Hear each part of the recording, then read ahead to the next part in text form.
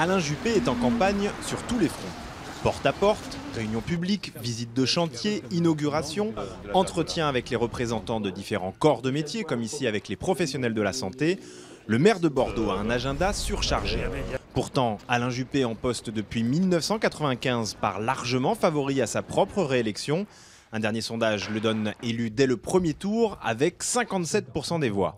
Alors pourquoi être autant présent sur le terrain? Peut-être le syndrome de sa défaite surprise des législatives de 2007 face à la socialiste Michèle Delaunay. Non, vous savez, il n'y a pas que dans les périodes de campagne. Ça s'accélère un peu en campagne, mais tout au long de l'année, de la mandature, on essaye d'être présent. Et je suis bien relayé par mes équipes, donc on est très présent sur le terrain.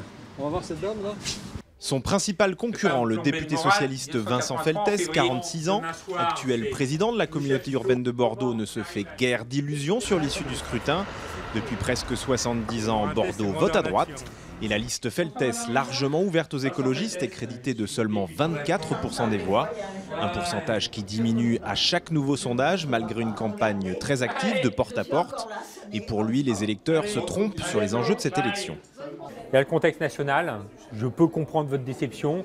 Il y a certaines positions sur lesquelles je ne suis pas d'accord. Je pense notamment à la loi famille, où je pense qu'on aurait pu aller un peu plus loin, faire en sorte que le débat se déroule. Mais là, il y a un enjeu, c'est Bordeaux. Est-ce que vous pourrez rester à Bordeaux compte tenu de la flambée des prix immobiliers? Est-ce que vous pourrez avoir un emploi? Est-ce que l'université va rayonner? Est-ce que vous aurez des équipements de proximité? Mais Vincent Feltès l'admet du bout des lèvres. Bordeaux s'est considérablement embellie sous les mandatures Juppé. Classée au patrimoine mondial de l'UNESCO, la ville est attractive avec aujourd'hui quelques 250 000 habitants. Mais pour le candidat PS, les classes populaires sont délaissées. Vincent Feltès propose ainsi de construire plus de logements sociaux pour atteindre 30% du parc locatif contre 16% actuellement.